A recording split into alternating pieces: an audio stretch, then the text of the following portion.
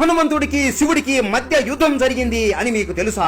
రాముడు అశ్వమేధ యాగం చేస్తున్నప్పుడు తన గుర్రాన్ని వదిలి ఇది ఎంత దూరం అయితే వెళుతుందో అది అంతా రామరాజ్యం అవుతుంది. ఒకవేళ ఏ రాజు అయినా ఆ గుర్రాన్ని ఆపితే ఆ రాజు రాముడితో మరియు రాముడి సైన్యంతో యుద్ధం చేయాలి. ఆ గుర్రం వెళుతూ వెళుతూ మహారాజు వీరమణి రాజ్యానికి వెళుతుంది. ఆ రాజు ఆ గుర్రాన్ని ఆపేస్తాడు. ఈ వీరమణి శివుడికి మహాభక్తుడు. ఆపదలో ఉన్నప్పుడు నన్ను తలుచుకుంటే వచ్చి నీకు సహాయం చేస్తాను అని శివుడు మాట కూడా ఇచ్చి ఉంటాడు. ఇలా గుర్రం ఒక రాజు ఆపేశాడు అని రాముడికి తెలిసి హనుమంతుడిని రాజ్యం మీదికి పంపిస్తాడు. అప్పుడు వీరమణి శివుడిని పిలవగా వీరభద్రుడు యుద్ధానికి దిగుతాడు. రాముడి తరపున హనుమంతుడు, వీరమణి తరపున వీరభద్రుడు, వీళ్ళ ఇద్దరి మధ్య ఘోరమైన యుద్ధం జరుగుతుంది. హనుమాన్ ఒక పెద్ద రాయి తీసుకుని వీరభద్రుడి రథాన్ని విరిచేస్తాడు. అన్ని శక్తులు ఉపయోగించి భయంకరంగా దాడి చేస్తూ ఉంటాడు. వీరభద్రుడు కోపంతో తన త్రిశూలాన్ని విసురుతాడు. కానీ హనుమాన్ ఆ త్రిశూలాన్ని కూడా ముక్కలు ముక్కలుగా విరిచేస్తాడు. హనుమాన్ జై శ్రీరామ్ అంటూ అరుస్తూ యుద్ధం చేస్తుంటే మూడు లోకాలు దదరిల్లిపోతాయి. ఇలా యుద్ధం ఎన్నో